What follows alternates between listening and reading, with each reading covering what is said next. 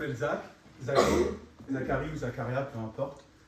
Je viens d'un tout petit village, un petit patelin mosellan. Un petit patelin mosellan merveilleux. Il y a la forêt, un étang, une petite cité ouvrière. Et ma seule particularité d'enfant, dans ce petit territoire, ma seule particularité d'enfant, c'est que j'adore les livres. À tel point que une copine de ma mère dit de moi, cet enfant, il n'a pas de livres, il n'a pas de doudou, il a des livres. Et c'est vraiment ma seule particularité d'enfant. J'ai un sentiment complet d'appartenance à ce petit village, je me sens comme dans ma tribu, un peu comme Yakari avec le grand aigle et tout, je suis à la coupe. Et dans ce petit quotidien, un jour, il y a un match de foot. C'est le genre de match de foot, vous savez, au printemps, avec un grand soleil, trop cool. Je sais pas qui a gagné, ou même s'il y avait un ballon, mais c'était top. Et après le match de foot, il y a David Wolf qui nous propose d'aller prendre le goûter chez lui. Et c'est ma deuxième passion, la gourmandise, donc je le suis. Et moi, je suis du genre, vous savez, je suis du genre de gamin que ça marchait un peu derrière, comme ça, à flâner un petit peu. Donc je marchais un petit peu derrière. Les autres sont devant moi, je flâne. Et on progresse vers chez lui, et tout le monde rentre chez lui. Et au moment de rentrer chez lui, tout d'un coup, David Wolf me barre la route et il me dit « Non, Zacharia, mon père ne veut pas d'arabe chez moi. »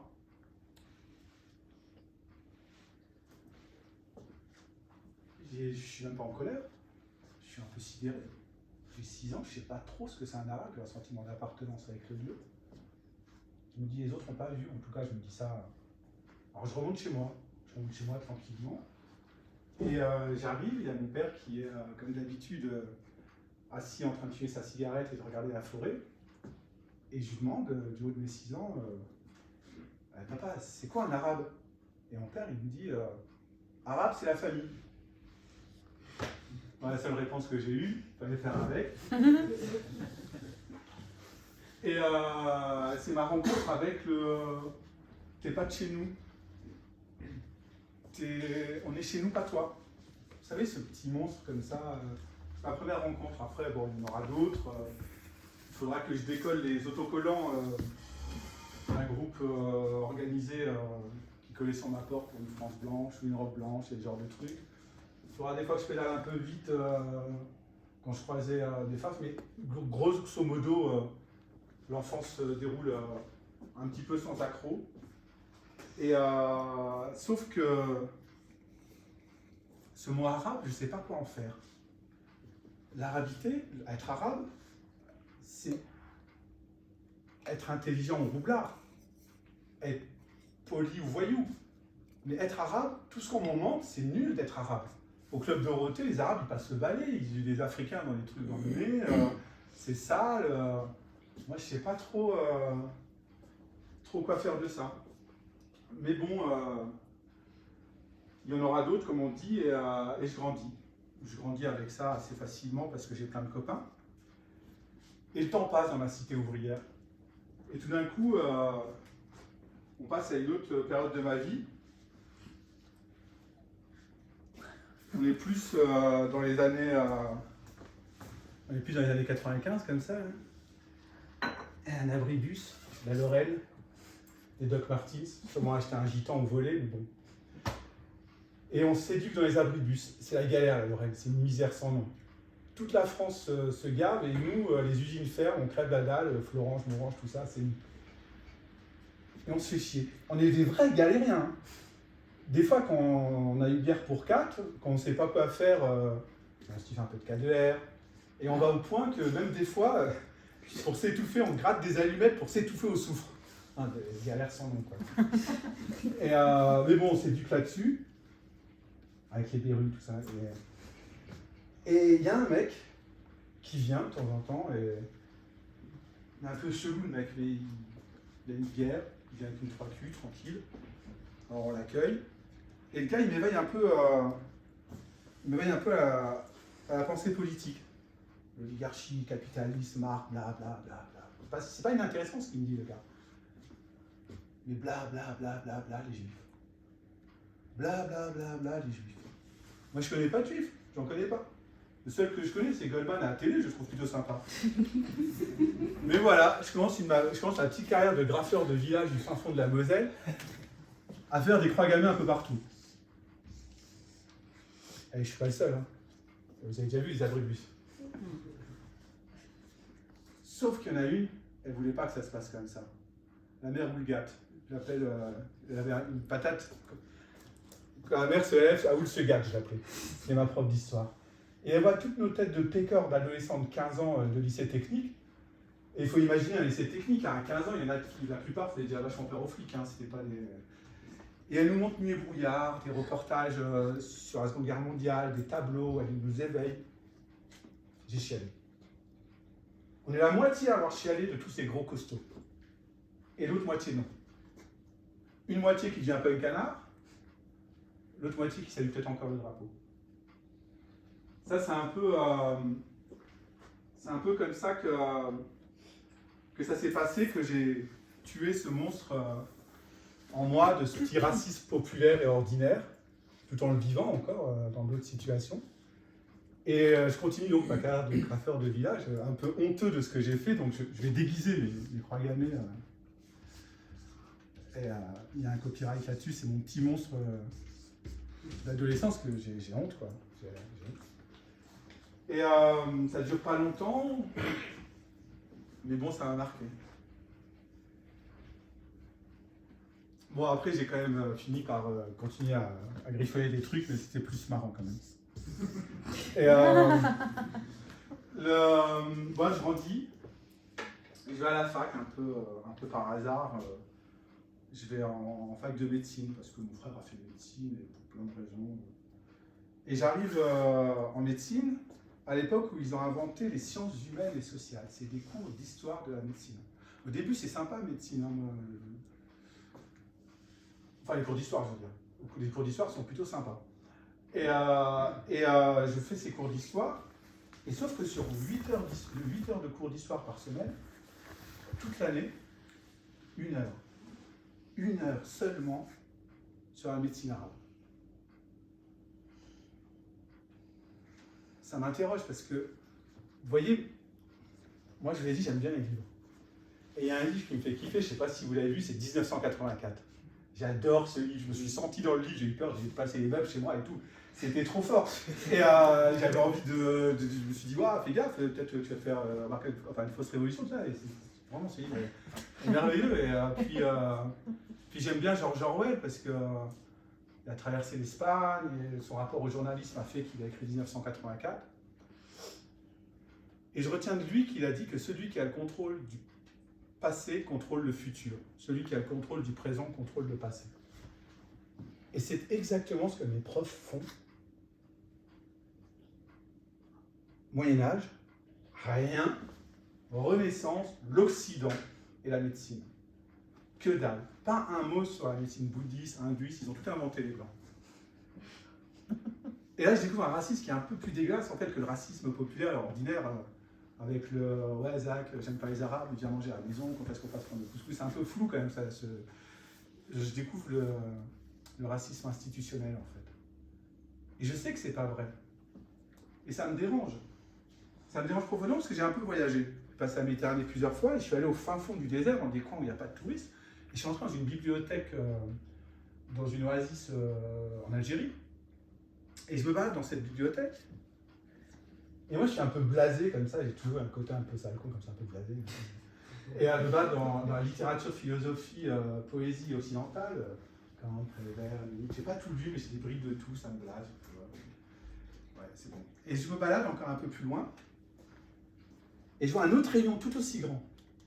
Philosophie, littérature, poésie perse. Je connais rien. Je sais rien.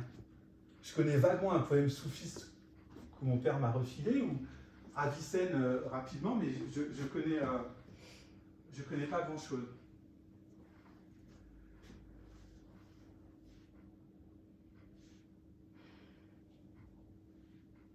Et ça, c'est un peu le... Je vais faire un petit retour en arrière, si vous me permettez. Je viens dans les 70. Je suis né en 76. À l'époque, 76, c'est à peine une quarantaine d'années après ça. L'Expo coloniale de 1931, un zoo humain à la gloire de l'Empire. L'Indo-Chinois est un travailleur docile, un porteur de sac dévoué, mais un individu dont il faut toujours vérifier la qualité du travail qu'il a accompli. L'Arabe est un personnage toujours ambigu, certes, et il fait preuve de courage quand il faut se battre. Mais c'est aussi un paresseux incorrigible, et qui plus est, il est fourbe. Ben ça, il y a ça dans la tête des gens. Ça va même être un de mes surnoms, ça, que fourbe. Et ce racisme institutionnel, plus ce petit racisme ordinaire, je vais le porter encore un moment. Et ce qui me fait mal, en fait, c'est pas tellement d'hériter ou d'avoir compris la culture occidentale. J'aime bien Prévert, j'aime bien Simone de Beauvoir. Il y a des tas de choses que j'aime la bière, il y a des tas de choses que j'aime. Mais ce mot acculturation, adoption progressive par un groupe d'humains de la culture et des valeurs d'un autre groupe humain qui se trouve relativement à lui en position dominante. Non seulement je suis en position de dominer, mais en plus on m'a pris une jambe. Et je ne peux pas enrichir les autres. On m'a pris ça. Ça, c'est une première peine. Une autre de mes peines, c'est qu'en fait, les gens, ils ne comprennent pas. Les potes, ils ne comprennent pas. Ils vont dire ah non, mais Zach, c'est dans ta tête, ou laisse tomber et tout. Et en fait, j'ai des super potes, c'est pas le problème. On s'entend bien, mais ils ne comprennent pas ce que je vis. Alors ça va continuer comme ça, on accepte, on vit, il n'y a pas que ça, il y a aussi des super bons moments, des super gens. Et j'arrive vers 2002. 2002, je vais vous faire attention, je suis passé de Creusval, Nancy et j'arrive à Grenoble. 2002, je fais la rencontre avec des gens, plus qu'un mouvement, des gens d'un mouvement féministe. Et moi je trouve ça plutôt sympa parce que dans le petit côté un petit peu les flammes dans les yeux de la révolution, un peu sexy comme ça. Je m'y intéresse et tout. Mais c'est pas à la mode à l'époque, en 2002-2003, le féminisme n'est pas du tout à la mode. Et moi, au-delà du côté ça m'intéresse, je vais prendre un peu cher en fait. Parce que je suis né au siècle dernier, je suis né dans les 70. Je suis né à une époque où la culture dominante, c'est le cool à la Depardieu, c'est les valseuses. Si on n'est pas bien là, eh ben non, on n'est pas bien. On n'est pas bien parce que moi aussi j'ai été éduqué comme un macho. Je prends la perceuse, je coupe la parole, je me réapproprie les mots. Alors je n'irais pas dire que j'ai été déconstruit, mais au moins j'ai été sensibilisé à ça. Et donc pour nous, le plus étrange, c'est que dans ce milieu, eh ben, on va me faire un cadeau.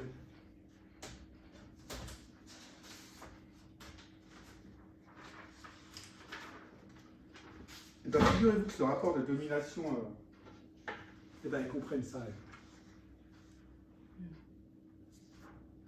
Et elles vont m'offrir ce livre, enfin, une d'entre elles, donc sur ce livre, Les féministes et le garçon arabe. Et en fait, là-dedans, il y a toute l'explication de ce que je vis, et dans une forme de corrélation avec ce que d'autres vivent de façon un petit peu, pas identique, mais où les mécanismes sont à peu près les mêmes.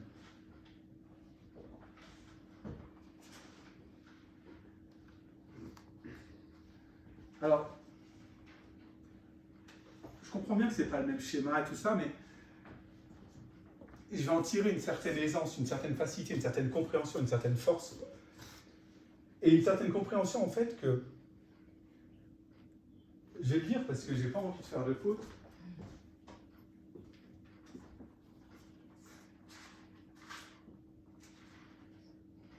Et je comprends que c'est par la convergence des luttes que mes conditions vont s'améliorer.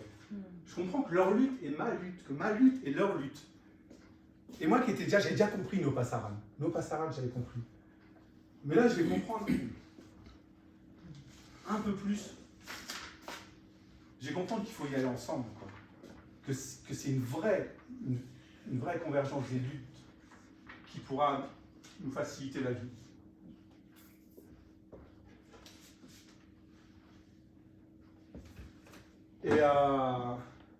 Et voilà, c'est un peu le chemin que j'ai fait humblement sur ces rapports de domination. J'ai fini un peu mon propos. Et je voudrais juste finir par des remerciements, en fait, remerciements pour tout le cadre qui nous a entourés, et parce qu'on a toujours des surprises. Je ne connais pas la personne qui m'héberge, qui doit sûrement être très sympa, et j'ai vu ça, alors j'ai pris en photo, et j'adore. C'est un peu ce qu'on vit comme ça en ce moment, on essaye de nous enlever les preuves de c'est René Char qui dit on essaie de nous enlever l'épreuve, qu'on a réussi de belles choses sur les 20 dernières années. Et à chaque effondrement d'épreuve, le poète répond par une salve d'avenir. Et c'est par cette citation et ces remerciements que je veux vous quitter et vous dire au revoir.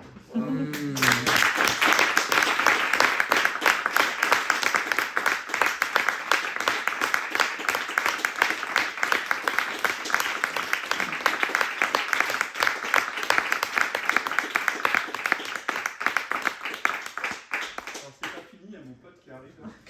Merci. Merci Zach. Merci Zach. Merci.